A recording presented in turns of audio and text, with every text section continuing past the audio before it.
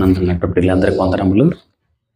ఇందాక చెప్పినటువంటి మాటలు ఈరోజు వరల్డ్ ఇంటర్నేషనల్ ఉమెన్స్ డే అట. మరి వాళ్ళకి ఓకే, శుభాకాంక్షలు. ఎనీహౌ, దేవుని యొక్క కార్యములో స్త్రీల పాత్ర, అలాగే దేవుని కార్యములో పురుషుల పాత్ర, ఇద్దరిది చాలా ఇంపార్టెంట్ అయినటువంటి బాధ్యతలు కలిగి ఉన్నారు. ఒక బండి నడవాలన్నప్పుడు 2 చక్రాలు ఎంత అవసరమో, అలాగే దేవుడు తనకు మహిమ కలగాలని పురుషుని తయారు చేసుకున్నాడు. అలాగే ఆ పురుషుడికి మహిమ కలగాలని స్త్రీని తయారు చేసుకున్నాడు. కాబట్టి ఇరువురు కలిపి దేవుని మహిమపరచాల్సిన బాధ్యత అనేటువంటిది దేవుడు ఇరువురికి అప్పగించినట్లుగా లేఖనం సెలవిస్తుంది. అయితే ఇప్పుడున్నటువంటి ఈ యొక్క బాధ్యతలు ఇద్దరు సరిగా చేయలేదు. ఈ బాధ్యతలు దేవుడిచ్చినటువంటి పనిని ఇద్దరూ సక్రమంగా చేయలేదు. చేయకపోగా ఏం జరిగిందనంటే, ఆ దేవుణ్ణి పూర్తిగా కనుమరుగు చేసేటువంటి సంతానానికి కారకులయ్యారు. ఏమైందండి? దేవుడిని, ఈ సృష్టిని కలిగించి సమస్తాన్ని ఇచ్చినటువంటి దేవుని పక్కన పెట్టేసేసి వీళ్ళు తమను తామే స్థాపించుకోవడం మొదలుపెట్టారు. అలా మొదలు పెట్టడమే ఎంతవరకు వెళ్ళింది అని అంటే, అసలు దేవుడు ఉన్నాడా అనేటువంటి స్థితిలోకి వెళ్ళారు. ఇది మానవ సమాజంలో ఉన్నటువంటి ఒక భయంకరమైనటువంటి నేర ప్రవృత్తి. ప్రియులారా, ఎప్పుడైతే దేవుని పక్కన పెట్టారో చేయరాని కార్యములు చేయడానికి మనుషులు ఇష్టపడతారు. క్రైస్తవ్యాన్ని ఎందుకయ్యా మరి చాలామంది తృణీకరిస్తారు అంటే ఒకే ఒక రీజన్. రామ్ గోపాల్ వర్మ అనేటువంటి డైరెక్టర్ మీకు తెలుసు, బాగా మంచి పాపులర్గా ఉన్నటువంటి డైరెక్టర్. ఆయన అంటాడు, యేసు ప్రభు నిజమైన దేవుడని ఒప్పుకోవాలి, కానీ దేవుణ్ణి నేను నమ్మాను అనుకో, నేను కొన్ని పనులు చేయలేను. ఏం పనులు చేయలేను? మందు తాగలేను, అబద్ధం చెప్పలేను. ఇవన్నీ పాప ప్రవృత్తి అనేటువంటిది నా మనస్సాక్షి నా మీద దోషారోపణ చేస్తుంది. కాబట్టి దేవుని నమ్మాలంటే నేను ఒప్పుకోనని అంటాడు. ఏంటంటే ప్రాక్టికల్గా ఏది అవసరమో అది మాత్రం చేయడానికి నేను ఇష్టపడతాను. అయితే దేవుని నమ్మాల్సి వస్తే యేసు ప్రభువుని నమ్మాలి, కానీ నేను నమ్మడానికి ఇష్టపడట్లేదు. ఎందుకంటే పాపాలను నేను విడిచిపెట్టాలి. ఎందుకంటే నేను విడిచిపెట్టలేను కదా. మనుషులందరికీ ఇదేనండి ప్రాబ్లం. యేసు ప్రభుతో ఉన్నటువంటి పెద్ద ప్రాబ్లం ఏంటంటే, ఆయన నేను మాత్రమే అని అంటాడు. నేను మాత్రమే అనే దగ్గరే ప్రాబ్లం వస్తుంది. నువ్వు కూడా ఒక్కడివి అని అన్నారు అనుకోండి, ప్రాబ్లం లేదు. చాలామంది ఐందవ సోదరులు, వాళ్ళకి 3,000,000 దేవతలు, 3,000 కోట్లు, 4,000 కోట్లు, ఎన్ని కోట్లు అనుకోండి, అంతమంది దేవతలు ఉంటే మరి యేసు ప్రభువుని ఒక దేవుడికి అంగీకరించవచ్చు కదా అని అంటే అంగీకరిస్తారు వాళ్ళు. కానీ ప్రాబ్లం అంతా ఏంటంటే, ఆ యేసు ప్రభువుని నమ్ముకుంటేనే మీరు పరలోకానికి వెళ్తారు, ఆ యేసు ప్రభువుని నమ్ముకోకపోతే మీరు నరకానికి వెళ్తారు కదా, ఇదే మాకు నచ్చదన్నట్టు. అంటే చూసారా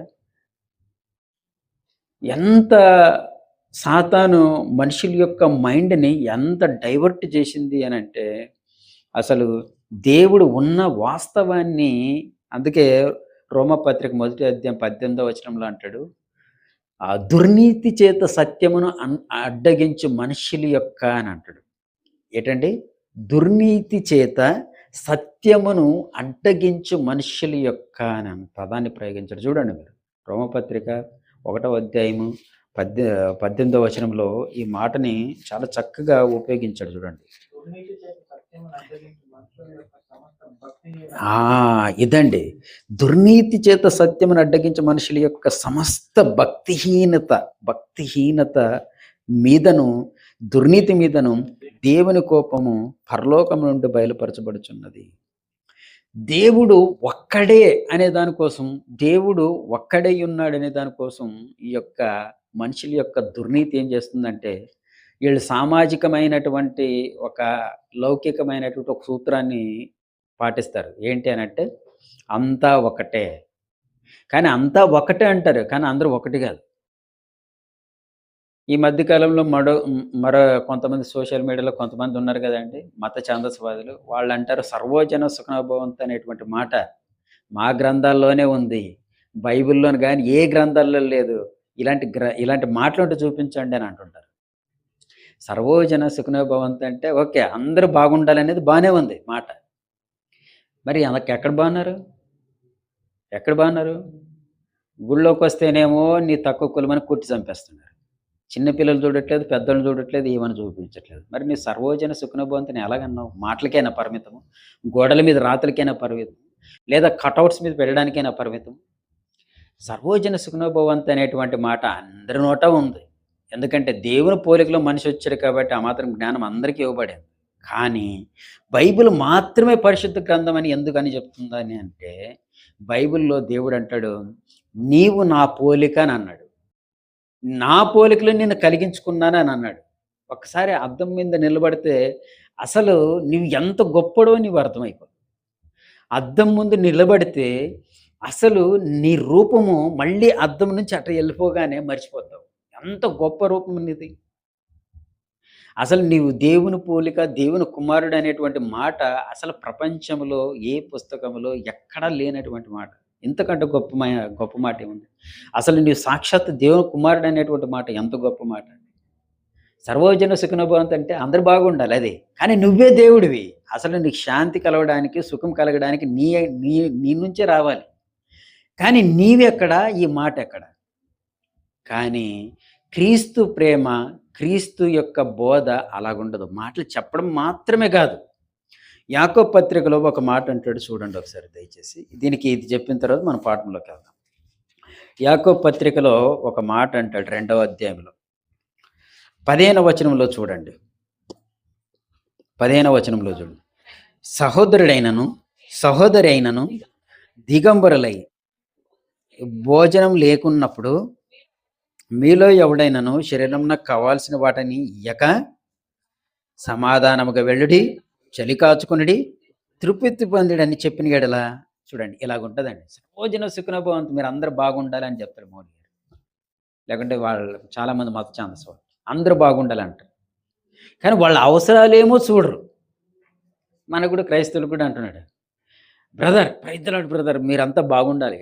అసలు సంఘంలో మన పిల్లలకి ఎవరెవరికి ఏ బాధ్యతలు ఉన్నాయి, ఏ బరువులు ఉన్నాయి, వాళ్ళకి ఏ కష్టాలు ఉన్నాయి, ఇది కదా అడగాల్సింది. కానీ దేవుని సమాధానం నీకు కలుగ్గాక నీవు చలి కాచుకో, చక్కగా వండుకొని తినంటారు. అసలు చక్కగా వండుకొని తినేదానికి వస్తువులు ఉండాలి కదా, ఉందో లేదో. అందుకే నా సోదరులారా 14వ వచనంలో అంటాడు, నా సోదరులారా క్రియలు లేనప్పుడు ఎవడైనాను తనకు విశ్వాసం కలదని చెప్పిన యెడల ఏమి ప్రయోజనము? అట్టి విశ్వాసం అతన్ని రక్షింపగలదా? ఎంత బైబిల్ అనేటువంటి పుస్తకము క్రీస్తును కలిగి ఉన్నటువంటి ప్రతి ఒక్కరూ వాళ్ళ సొంత దేశాన్ని వదిలిపెట్టి పరాయి ప్రాంతాలకు వెళ్ళి అక్కడ జనాలకి క్రీస్తుని పరిచయం చేయడమే కాకుండా క్రీస్తు స్వరూపాలుగా చెక్కేంత వరకు వాళ్ళ ప్రాణాలు పోగొట్టుకుని ఆ ప్రాంతంలోనే బలయ్యారు. ఇది క్రైస్తవ చరిత్ర. ఒక ఆవిడంటది, హిందూ మతం అనే దానికి ఉనికి ఉండాలి అని అంటే బయట నుంచి వచ్చినటువంటి మతాలని పక్కన పెట్టేయాలి, లేదంటే మన దేశంలో మన జాగాని మనం కోల్పోతామని చెప్తారు వాళ్ళు. అసలు హిందూ ఉనికి అనేదే లేకుండా పోతుందని చెప్తున్నారు. అసలు క్రైస్తవులు ఇన్ని ప్రపంచం చుట్టూ తిరిగి సేవ చేశారు కదా, ఎంతమందిని ఆక్రమించుకొని ఎంతమందిని వాళ్ళ యొక్క కల్చర్ని పాడు చేశారు చెప్పండి. వాళ్ళ కల్చర్ని పాడు చేశారా? తెలుగు ప్రాంతాలకు వచ్చారు, తెలుగు కల్చర్కి పునాదులు వేశారు, తెలుగు గ్రామర్ని ఇంప్రూవ్ చేశారు. అంత మాత్రమే కాదు, తెలుగులోనే పాటలు పాడుకొని దేవుని స్తుతించవచ్చు, తెలుగులోనే బైబిల్ని చదువుకోవచ్చు. ఈ ఆరాధన పద్ధతులు ఎక్కడి నుంచి తీసుకొచ్చారు?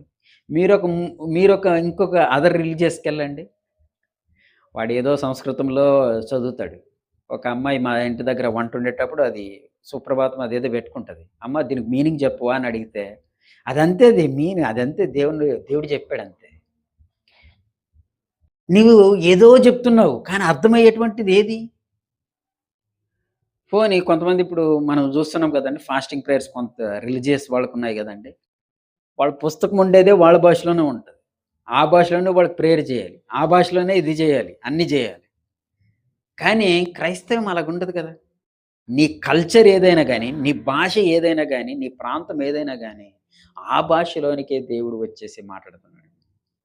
ఇంత గొప్ప ప్రేమ ఒక ముస్లిం ఆయన అర్థం చేసుకున్నటువంటి ఆయన క్రీస్తులోకి వచ్చిన తర్వాత ఆయన ఏమని చేశాడంటే, ఒక క్రిస్టియన్ అమ్మాయిని పెళ్లి చేసుకొని వాళ్ళకి పుట్టినటువంటి కొడుక్కి పేరు పెట్టాడట.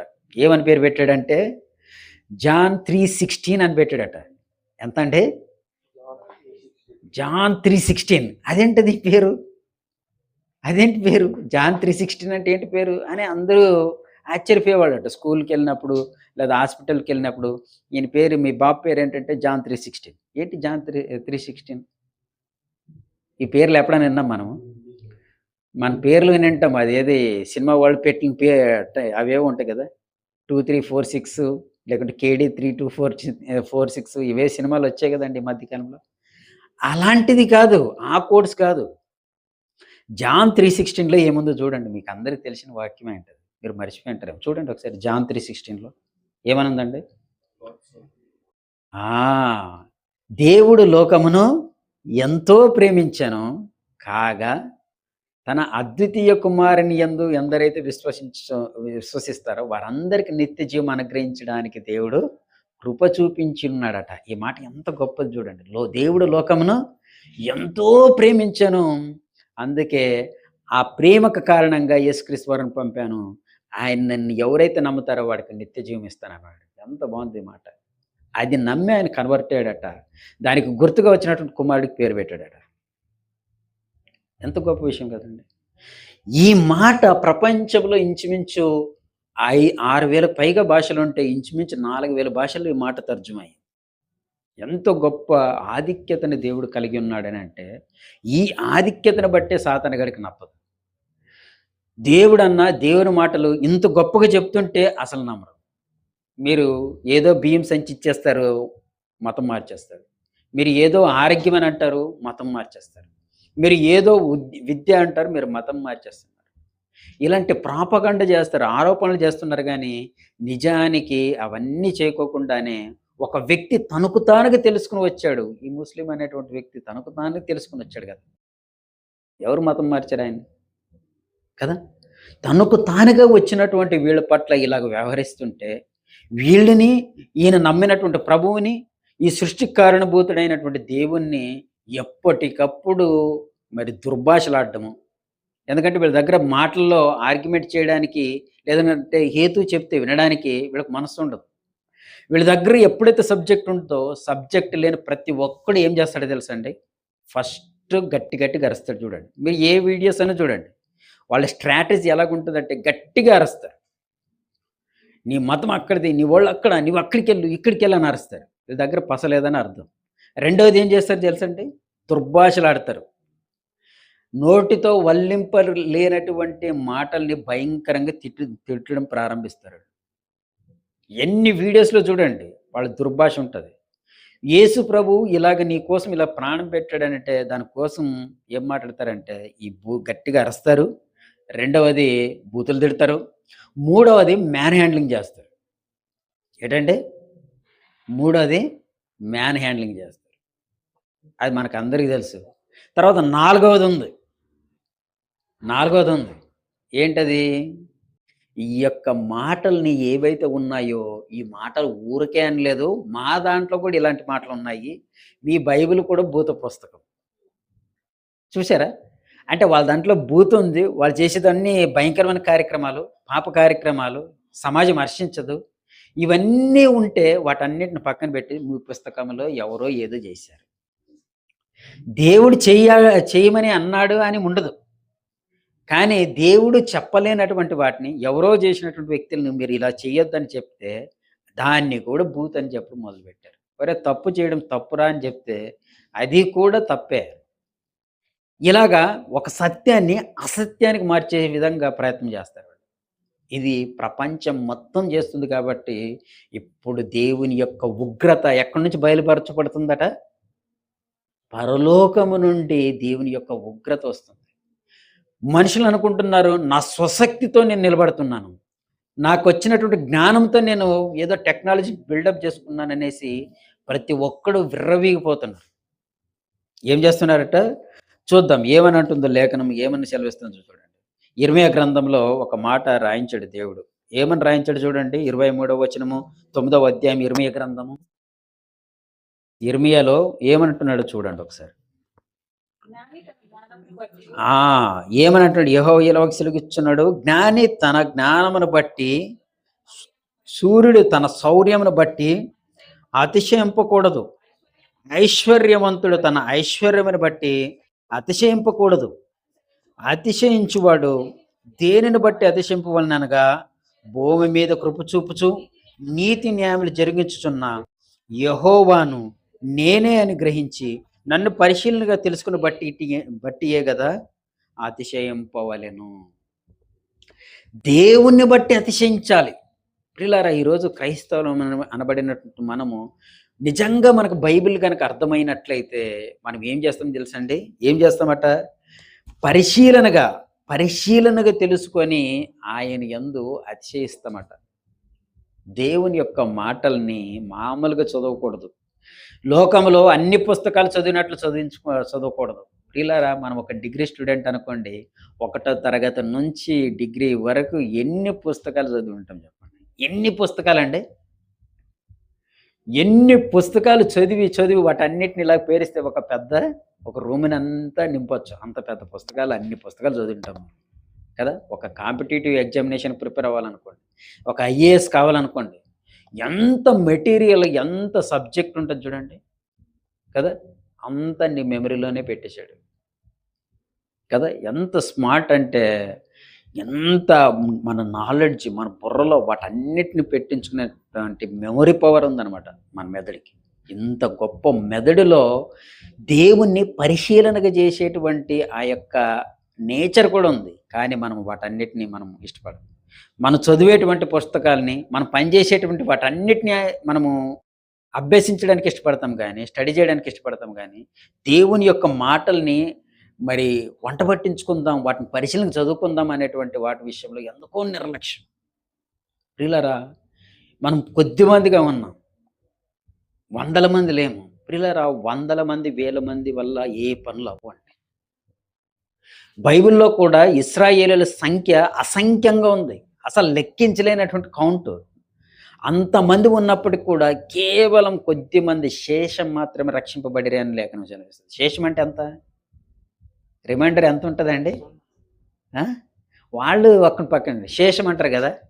ఎంత మిగులుతది? మనం ఏదైనా ఒకటి డివైడెడ్ డివైడ్ చేస్తాం గదండీ! డివిజన్స్ చేసినప్పుడు రిమైండర్ ఒకటే వస్తూనే ఉంటది చూడండి. అది ఎంత చేసినప్పటికి కూడా అది రిమైండర్, అది ఒకటే వస్తూనే ఉంటది. ఆ! ఆ ఒక్కటే శేషం. 3ని మీరు 2 చేత భాగించండి. దేని చేతన భాగించండి. ఎంత వస్తుంటది? 1 మిగులుతూనే ఉంటది. ఆ ఒక్క శేషంలో మనం ఉన్నాం ప్రియులారా. 1%లో మనం ఉన్నాం. కాబట్టి ఎవరొచ్చారు, ఎవరు రాలేదని కాదు ప్రియులారా. మనము పరిశీలనగా తెలుసుకునే దేవుణ్ణి, ఆ దేవుని యందు మనం అతిశయించాలి. దేవుడు నాకు ఒక మంచి తల్లినిచ్చాడు. దేవుడు నాకు మంచి తండ్రినిచ్చాడు. దేవుడు నాకు మంచి సంఘాన్నిచ్చాడు. దేవుడు నాకిన్ని ఇచ్చినటువంటి ఆ దేవునికి నేను ఏ విధంగా కృతజ్ఞత, గ్రాటిట్యూడ్ ఏది నాది? హృదయపూర్వకంగా ఆయన ఆరాధించడమే కదా! హృదయపూర్వకంగా ఆయన మాట వినడమే కదా! అందుకే అంటున్నాడు, జ్ఞాని అట తన జ్ఞానమును బట్టి, శూరుడు తన శౌర్యమును బట్టి, ఐశ్వర్యవంతుడు తన ఐశ్వర్యమును బట్టి ఇలాగ అతిశయిస్తున్నారే, వాళ్ళని పక్కన పెట్టండి. మనమైతే ఏం చేయాలి అనంటే, భూమి మీద కృప చూపుచు నీతి న్యాయములు జరిగించుచున్న యెహోవాని నేనే అని గ్రహించడం. నేను కాలేజీలకెళ్ళే రోజుల్లోన కాలేజ్ గేట్స్ నుంచి ఎంటర్ అవ్వగానే మా కాలేజీ దగ్గరికెళ్ళేటప్పటికి ఇటు, అటు బోర్డ్స్ ఉండేటువంటివి. యారోస్ మార్క్స్ పెట్టేసేసి ఆ బోర్డ్స్‌లోని రాసేవాళ్ళు. ఒక జ్ఞాని దగ్గర ఒక గంట గడిపినటువంటి ఆ సమయమట 100 పుస్తకాలతో సమానమైనటువంటి మాట వినేవాడిని. ఒక జ్ఞానితో గడిపేటువంటి ఒక గంట సమయము 100 పుస్తకాలతో సమానమని. ప్రియులారా, ఒకనాడు యేసు ప్రభు వారి దగ్గర శిష్యులు ఇంచుమించు 3.5 సంవత్సరాలున్నారు. ఎంత జ్ఞానాన్ని వాళ్ళు పొందుకొని ఉండాలి చెప్పండి. అంత జ్ఞానాన్ని పరిశుద్ధాత్ముడు మనకు భద్రపరిచి ఇచ్చాడు ఈ పుస్తకాన్ని.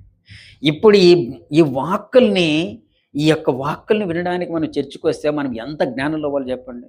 ప్రపంచంలో the most intelligent, most genius, అన్నిటికంటే ఎక్స్ట్రార్డినరీ మనుషులు ఎవరనంటే అది క్రైస్తవులేనండి. పక్కన ఇలా బాంబు పడి మనకు భయం ఉండదు. నిజమైన క్రైస్తవుడైతే. పక్కన ఏమని జరిగినాయి, ప్రపంచం రోగాలతో నశించిపోని మనకెందుకు భయం? ఇప్పుడు చనిపోతే నా తండ్రి దగ్గరికి నేను వెళ్తాననేటువంటి ఒక నిరీక్షణ, ఒక నమ్మకం, ఒక విశ్వాసం మనలో ఉంటది కదా! ఏమైపోతే నాకెందుకు? ప్రియులారా, ఇంత గ్రహింపు అనేటువంటిది రావాలి అనంటే మనం లేఖనాన్ని పరిశీలించాలి. లేఖనాల్ని పరిశీలించాలి. ఈ లేఖనాల ప్రకారంగా మన ధైర్యాన్ని ఎప్పటికప్పుడు మనము అతిశయించాలి ప్రభువునందు. ఎందుకంటే హబక్కూకు అనేటువంటి గ్రంథానికెళ్దాము. ఈ 2 మాటలు చెప్పి నేను ముగించేస్తాను ప్రియులారా. హబక్కూకు అనేటువంటి గ్రంథం ఉంది. అందులో 3 అధ్యాయాలు కనబడతాయి. అందులో 2 ప్రశ్నలు కనబడతాయి మనకు. అందులో 2 ప్రశ్నలు కనబడతాయి. ఆ దేవుడు రెండింటికి ఆన్సర్ ఇచ్చాడు. మూడో విషయం వచ్చేటప్పటికి ఆ యొక్క భక్తుడు తన యొక్క మనసుని ఎలాగ స్టెబిలిటీ చేసుకొని దేవునితో ప్రార్థన చేశాడనేటువంటిదే మూడవ అధ్యాయం కనబడుతుంది. ప్రియులారా, మొదటి భాగంలో ఈ యొక్క హబక్కూకు అనేటువంటి ఈ యొక్క భక్తుడు ఎవరైతే ఉన్నారో ఈ యూదా ఆహ్, ఈ యూదాకు సంబంధించినటువంటి ఈ యొక్క భక్తుడు అప్పటికే దేవుని ప్రజలైనటువంటి ఇశ్రాయేలీయులు అష్షూరీయుల చేత పూర్తిగా వాళ్ళ యొక్క దేశము అష్షూరీయుల అన్యులపరమైపోయింది. ఎవరయ్యా ఈ ఇశ్రాయేలీయులంటే అబ్రహాముకు పుట్టినటువంటి కుమారులే ఇశ్రాయేలీయులు. వీళ్ళు 12 గోత్రాలు. మీకు కొంచెం అర్థమయ్యేటట్టు బ్యాక్ స్టోరీ. అబ్రహాము అనేటువంటి నీతిమంతుడికి ఆయనకు వచ్చినటువంటి మూడవ సంతానం అబ్రహాము కుమారుడు ఇస్సాకు, ఇస్సాకు కుమారుడు యాకోబు. యాకోబుకు పుట్టినటువంటి 12 కుమారులే ఇశ్రాయేలు. ఇందులో దేవుడు ఈ 12 కుమారుల్లో లేవిని పక్కన పెడితే ఎంతమంది ఉన్నారు? 11 మంది ఉన్నారు. ఈ 11 మందికి ఈ యొక్క యోసేపు ఉన్నాడు కదండీ! యోసేపు కుమారుల్ని ఇద్దరిని అందులో పెడతాడు. యోసేపుని కూడా పక్కన పెట్టేసి యోసేపుకి 2 కుమారులుంటారు. ఒకడు ఎఫ్రాయిము, ఇంకొకడు మనష్షే. వీళ్ళిద్దరు పెడితే మళ్ళీ 12 గోత్రాలు అయిపోయాయి. ఓకే. ఈ 12 గోత్రాల వాళ్ళే ఇశ్రాయేలీయులు. ఈ ఇశ్రాయేలీయులు సౌలు కాలంలోను, దావీదు కాలంలోను, సొలొమోను కాలంలోను యునైటెడ్ కింగ్‌డమ్‌గా ఉన్నారు. ఒకే రాజ్యం కింద ఉన్నారు. ఓకే. అయితే ఎప్పుడైతే సొలొమోను చనిపోయాడో ఆయన కుమారుడొచ్చాడు రెహబాము అని. ఈడు వచ్చినప్పుడు ఈడు పనికిమాలినట్టు రూల్స్ తీసుకొని రావడం వల్ల రాజ్యం 2గా డివైడ్ అయిపోయింది. ఏ రూల్స్ వల్ల? ఈడు పనికిమాలినటువంటి ఆలోచనల వల్ల 2 భాగాలుగా అయిపోయింది దేశం. 10 గోత్రాల వాళ్ళు నార్థర్న్ కింగ్‌డమ్ అయిపోయింది. ఉత్తర దేశం అయిపోయింది. 2గా బెంజమిన్ గోత్రం, బెన్యామీను గోత్రము, యూదా గోత్రం కలిపి యూదా రాజ్యం అని అన్నారు. ఇది సౌత్ కింగ్‌డమ్ అయిపోయింది. 2 రాజ్యాలు అయిపోయాయి కదండీ!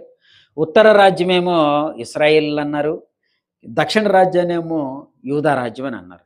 ఇది బాగా గుర్తుపెట్టుకోండి. మీరు రాజుల గ్రంథాన్ని, దినవృత్తాంతాల గ్రంథాలు చదువుతున్నప్పుడు యూదా రాజులు, ఇశ్రాయేల్ రాజులు అనే పేర్లు వినబడుతుంటాయి. ఇప్పుడు మీరు బైబిల్ స్టడీకెళ్లారనుకోండి చాలా బాగుంటది. కొంచెం థియలాజికల్‌గా మనం మాట్లాడుతున్నాం కాబట్టి కొంచెం అర్థం చేసుకోండి. ఓకే. ఏం జరిగింది? ఈ ఉత్తర రాజ్యం ఏదైతే ఉందో దేవుని దగ్గరికి రావడానికి ఇష్టపడలేదు. ఈడు అప్పుడున్నటువంటి మొట్టమొదటి రాజు నెబాతు కుమారుడైనటువంటి యారొబాము ఉన్నాడు. వీడేం చేశాడనంటే ఈళ్ళు మళ్ళీ ఇశ్రాయేలు ప్రజలందరూ యెరూషలేము దేవాలయానికెళ్ళిపోతే నా రాజ్యంని ఏమైపోద్ది?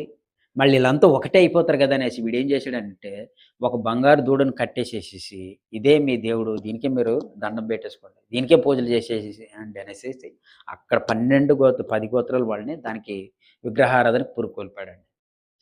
ఇది దేవుడు హెచ్చరికలను పంపించడానికి పెద్ద పెద్ద ప్రవక్తలను పంపించాడు. ఏలియా అని, ఎలీషా అని పెద్ద పెద్ద ప్రవక్తలను పంపించాడు. ఎన్నో మిరకిల్స్ జరిగాయి. వాళ్ళు మారలేదు. ఎన్నో సూచక్రియలు జరిగాయి. మారలేదు. ఇప్పుడేం చేశాడంటే, ఇప్పుడు ఇరాన్ అంటారు గదండీ! అక్కడ ఉన్నటువంటి అష్షూరీయులొచ్చేసి వాళ్ళనందరినీ చెరలోకి తీసుకొనెళ్ళిపోయారు. అసలు ఈళ్ళతో మరి ఇంకొక ప్రాబ్లమ్ ఉంది. వీళ్ళనొచ్చి చెరలోకి తీసుకొనెళ్ళి ఒకే దగ్గర ఉంచకూడదనేసేసి, ఈ యొక్క ఇశ్రాయేల్ ప్రాంతంలోకి వేరే వేరే ప్రాంతంలో ప్రజలను తీసుకొనొచ్చి ఈ ప్రాంతంలో పెట్టారు. ఈ ప్రాంత ప్రజలని తీసుకొని వేరే అలాగా అందరిని డిస్ట్రిబ్యూట్ చేసి పారేశారు. అంత కలగాపులగం చేసి పారేశారు. అంతా డిస్టర్బ్ అయిపోయింది. అసలు ఇశ్రాయేల్ రాజ్యం అనేదే లేదప్పుడు. ఇది జరిగిన ఇంచుమించు ఒక 150 సంవత్సరాలకి యూదా రాజుల కోసం చెప్తూనే ఉన్నాడు దేవుడు. ప్రవక్తలను పంపించేసి, ఒరేయ్ మీరు బుద్ధిగా ఉండండి. ఆల్రెడీ వాళ్ళు డెమోలిష్ అయిపోయారు. మీరు కూడా ఇలాగ అయిపోతారు. కాబట్టి మీరు బుద్ధిగా ఉండండి అంటే వీళ్ళు వినలేదు. అలాగ విననటువంటి రోజుల్లో ఉన్నటువంటి ప్రవక్తనే హబక్కూకు. ఈ హబక్కూకు ఆ యొక్క ప్రాంతాన్ని చూస్తున్నాడు. ప్రియులారా, మనం నిజంగా దేవుని యందు భక్తిమంతులమైతే ప్రపంచంలో జరుగుతున్న ప్రతి దాని కోసం మనం బాధపడతాం.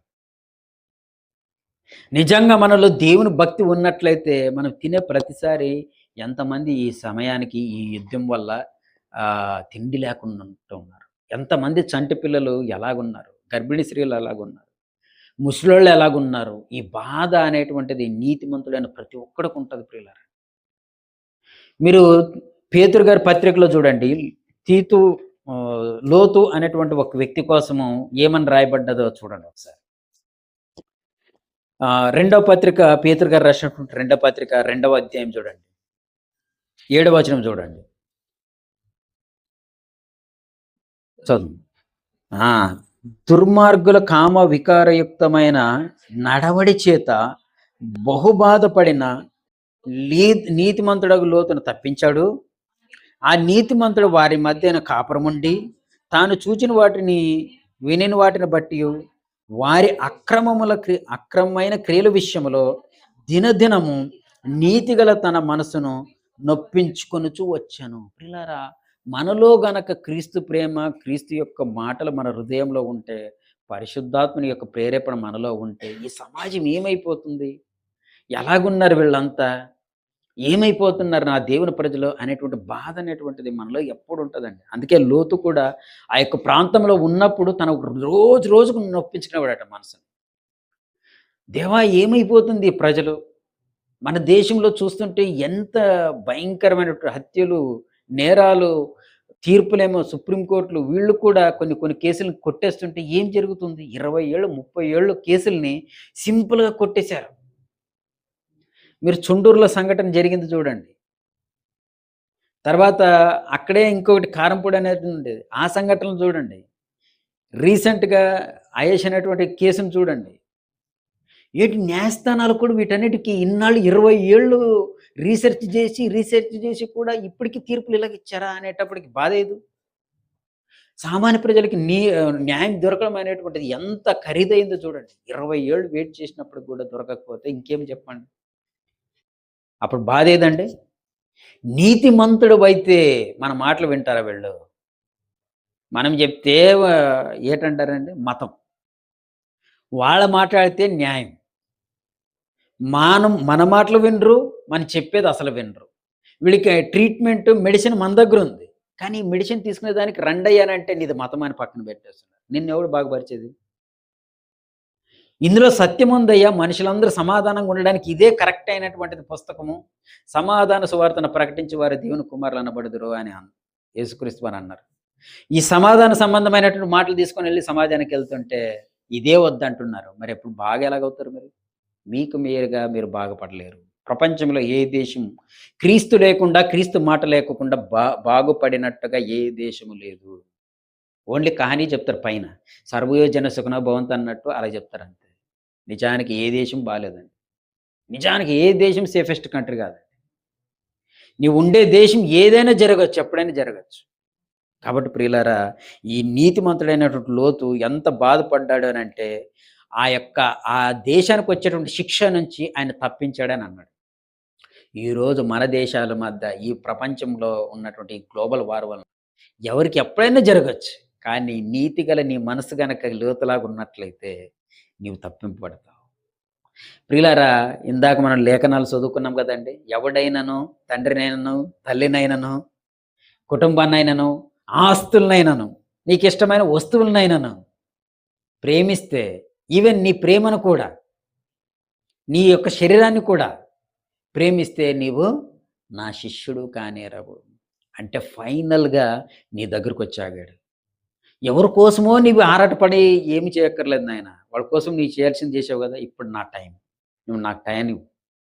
ఈ టయాన్ని కూడా నీవు దొంగిలించేస్తున్నావు. ఎంతవరకు న్యాయం ఇది? నీవు బాగుపడవా? పరలోకానికెళ్ళవా? ఇదేమన్నా శాశ్వతంగా ఉండేటువంటి లోకమా? ఇది శాశ్వతంగా ఉందామనుకున్నా గానీ ఎక్కడున్నావు చెప్పండి? ఇంకా భయంకరమైన పరిస్థితులొస్తే నీకు పెద్ద పెద్ద బిల్డింగ్ ఉన్నా కానీ నీకు తినేదానికి తిండుండదు. అవునా గదా! నీకు జీవనాధారమగు, ఏటి జీవనాధారమగు? నీళ్ళు గావాలి కదా! ఆ గాలి కావాలి కదా! ఇవి 2 పొల్యూట్ అయితే ఏం చేస్తావు నువ్వు? ఏం చేస్తావు?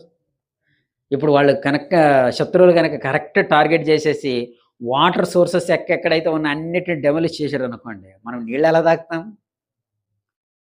ఓకే. మన జీతం బాగుంది. బాగున్నాయి. ఈరోజు ఖర్చు పెడతాం. రేపు ఖర్చు పెడతాం. మరి తర్వాత? ఏండి మన కోసం ఈ దుబాయ్ కాపాడబడుతుంది.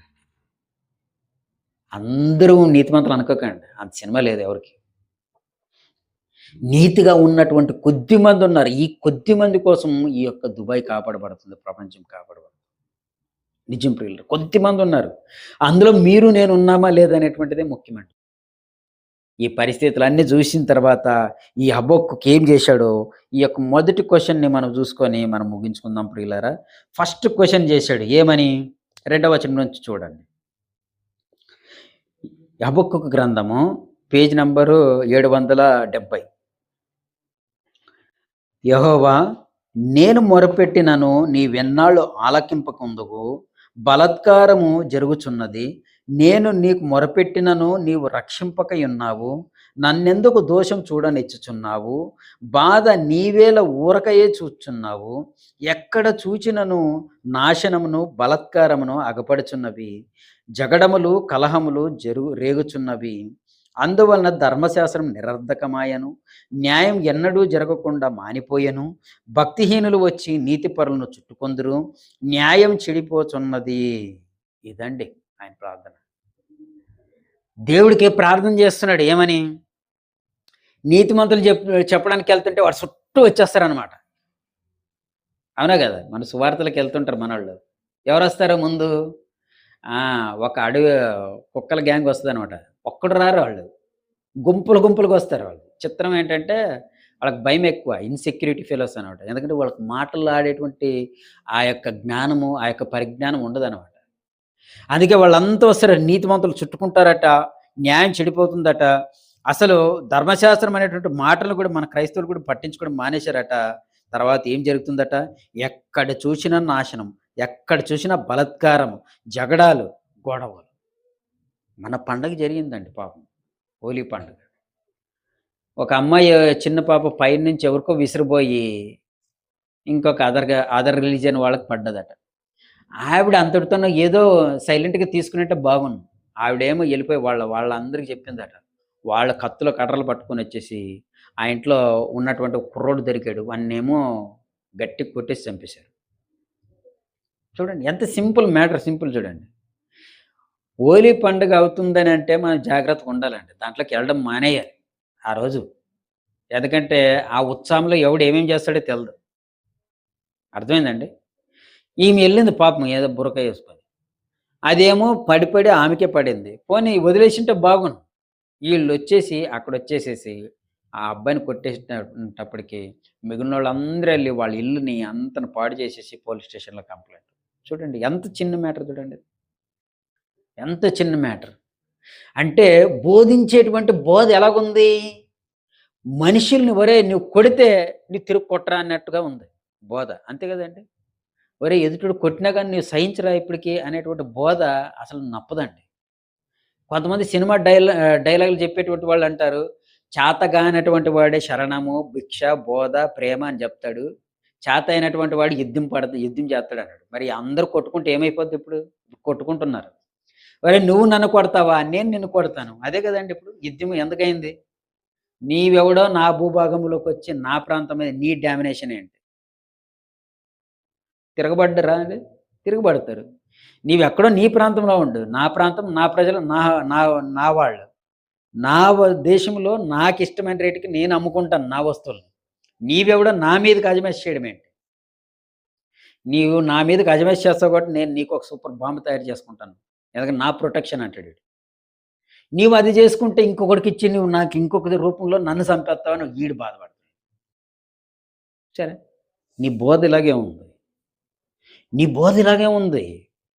నీకు బోధ ఇక్కడుందయ్యా, బైబిల్ దగ్గరుందయ్యా, నీకు ప్రపంచ శాంతినిచ్చేటువంటి బైబిల్ ఉందయ్యా, ఇక్కడికి రండి అంటే ఇక్కడికి రారు. ఇక్కడికి రండి అనంటే మీరు ఎక్కడికో ఎళ్తారు. ఎక్కడికో ఎళ్లారా నాశనమే.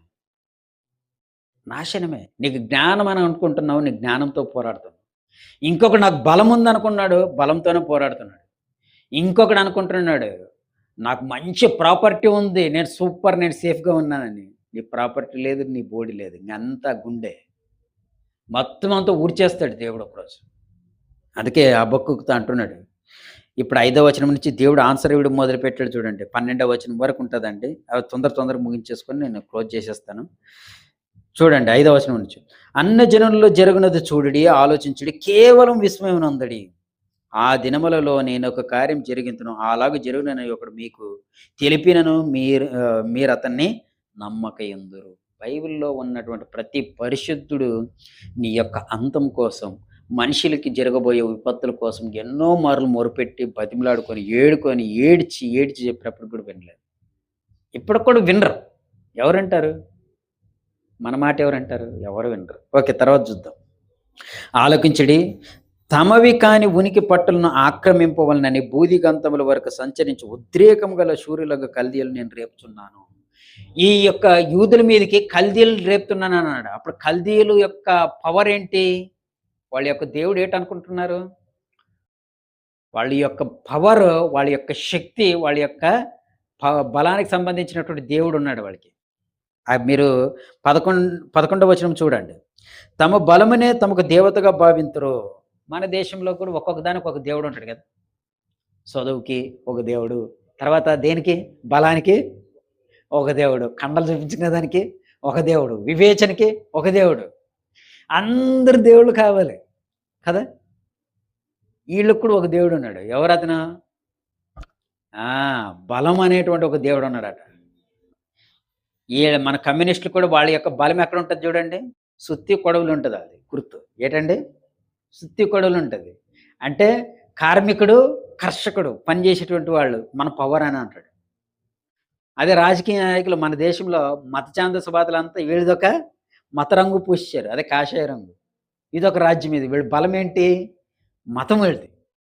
అలాగే అమెరికన్స్ ఉన్నారు. వీళ్ళదేంటిది? ఆ! మొత్తం టెక్నాలజీ మా అండర్‌లో ఉంది. కాబట్టి ప్రపంచమంతా మా అండర్‌లో ఉండిపోవాలి. కదా! ఇలాగ వాళ్ళకున్నటువంటి బలాన్ని దేవతగా భావించారట. వీళ్ళందరూ వస్తారు. ఎంత భయంకరంగా వస్తారనంటే, ఒరేయ్! వీళ్ళు వస్తారని నేను చెప్తున్నాను. కానీ మీరు వినరు. ఇలాంటి ఆపద వస్తుంది. అలాంటి భయంకరమైనటువంటి జనాలొస్తారు. మీరు జాగ్రత్తగా ఉండండి అంటే వినరు. ప్రవక్తతో అంటున్నాడు దేవుడు. అన్ని జనాల్లో జరుగుతుంది గదా! వాళ్ళకి బుద్ధి జెప్పాను. వాళ్ళది మీరు చూస్తున్నారు గదా! వాళ్ళకప్పుడే జరిగింది గదా! ఇప్పుడు మీరు కూడా చూస్తున్నారు కదా! ఇలాంటి జరుగుతుందని ఒకడొచ్చి జెప్తాడు. మీరు వినరు. ఏం జేస్తారట?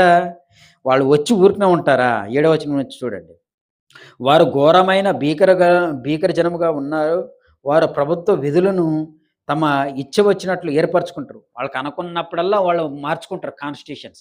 వాళ్ళకి నచ్చినట్టు మార్చుకుంటారు. అమెండ్మెంట్స్ పెడతారు. మార్చేసుకుంటారు. ఇంకా వారి గుర్రములు చిరుతపులుల కంటే వేగముగా పరిగెత్తును. రాత్రియందు తిరుగులాడు తోడేళ్ల కంటెను అవి చురుకైనవి. వారి రౌతులు దూరం నుండి వచ్చి తటాలున జొరబడువుదురు. ఎరను పట్టుకున్నట్టుగా పక్షిరాజు ఒడిగా వచ్చినట్లు వారు పరుగులెత్తి వత్తురు. చూడండి. అంటే అప్పుడు ఈ జంతువుల్ని వీటిని ఉపయోగించి చెప్పాడు. ఇప్పుడు అంతా టెక్నాలజీ, మిస్సైల్స్ ఇవన్నీ ఉన్నాయి గదండీ! ఒక్కొక్క రకమైన యుద్ధ విమానాలున్నాయి. రకరకాలైనటువంటి డ్రోన్స్ ఉన్నాయి. వీటన్నిటిని పట్టుకొని యుద్ధం జరుగుతూనే ఉంటది. ఒకప్పుడు మామూలుగా యుద్ధం జరిగేది భౌతిక సంబంధమైనటువంటిది. ఇప్పుడు అన్ని టెక్నాలజీ పరమైనటువంటి వాటితోనే యుద్ధం జరుగుతుందండి. కాబట్టి ఇన్ని జరుగుతాయి, ఇన్ని అవుతాయి. అయినా కానీ నీవు మారవు అనేటువంటిదే ఈ యొక్క ప్రశ్నకి సమాధానం. ఆ బుక్‌కేసినటువంటి మొదటి ప్రశ్నకి సమాధానం ఏంటండి? ఇదిగో ఇన్ని ఆపదలు జరుగుతాయి. ఇంతమంది ఇలా జరుగుతుందని బుద్ధి మాటలు చెప్పేటువంటి వాళ్ళు చాలామందొస్తారు. కానీ మీరు మారనే మారరు. కాబట్టి ప్రియులారా, ఈరోజు సమాజానికి మన యొక్క బాధ్యత ఏంటంటే, యూదా పత్రికలో ఉన్నటువంటి ఒకే ఒక మాట చెప్పి నేను ముగించేస్తాను. యూదా పత్రికలో ఉన్నటువంటి మాటను చెప్పి నేను ముగించేస్తాను. 22వ వచనం, 23వ వచనం. సందేహపడు వారి మీద కనికరం చూపిడి, అగ్నిలో నుండి లాగినట్టు కొందరిని రక్షించుడి. సందేహపడు వారి మీద ఏం చేయాలట? కనికరాన్ని చూపించండి. చాలామందికి ఇది అవునా కాదా? అవునా కాదా? ఇలాగ ఉండాలా లేదా? చర్చికి రావాలా వద్దా? ఇక్కడ నేర్చుకోవాలా వద్దా? అలాగా చాలామందికి డౌట్స్ ఉంటాయి ప్రియులారా. కాబట్టి వాళ్ళ మీద కనికరం చూపించండి. పిల్లరా చాలామందికి మెసేజ్ పెడుతుంటే ఫీల్ అవుతారేమో, దయచేసి అదేం కాదండి. మనమందరం ఒకే దగ్గర, ఒకే నిప్పుల్లో ఉన్నప్పుడు మాత్రమే మనం కాలుతూనే ఉంటాం. ఒక్కొక్క నిప్పు సైడ్ అయిందనుకోండి ఏమైపోద్ది? తనలో ఉన్నంత పవర్ ఉన్నంత వరకు అది వెలుగుతది. అది ఆటోమేటిక్‌గా అది ఆరిపోయి బూడిదయిపోద్ది. కానీ ప్రియులారా, మనము ఆ యొక్క క్రీస్తు అనేటువంటి వెలుగులో ఉన్నాం. మనము మన యొక్క పనేంటంటే, మన సోదరులు ఎంతమందైతే ఉన్నారో వాళ్ళందరికి అలర్ట్ చేయండి. బ్రదర్ ప్రార్థన చేసుకున్నావా?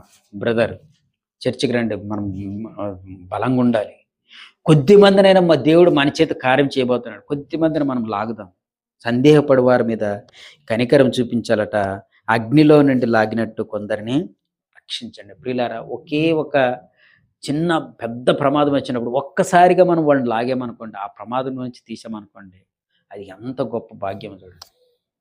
కనుక ప్రియులారా, వీటన్నిటిని మనసులో పెట్టుకోండి.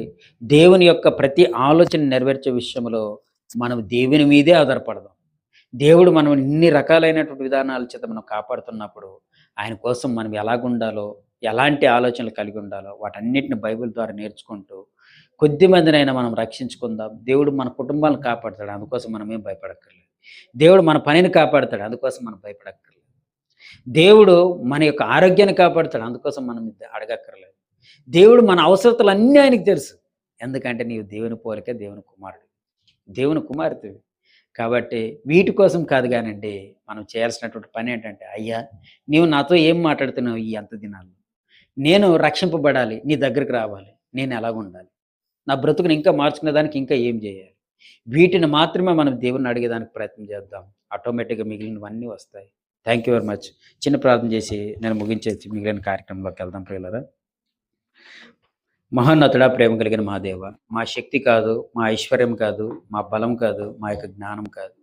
కేవలము మిమ్మల్ని పరిశీలనగా చూసి తండ్రి, మీరు చూపుతున్నట్టు కృపను, న్యాయాన్ని, నీతిని బట్టి నిన్ను నీ యందు అతిశయించులాగాన మాకు కృప చూపించండి. మీ యొక్క ఆత్మను మా ఎడలు ఎల్లవేళలా ఉంచమని. అలాగే ప్రభా, నీ ప్రియకుమారుడైన క్రీస్తు వారు చెప్పినటువంటి బోధ ప్రకారంగా అపోస్తలులు బ్రతికారు.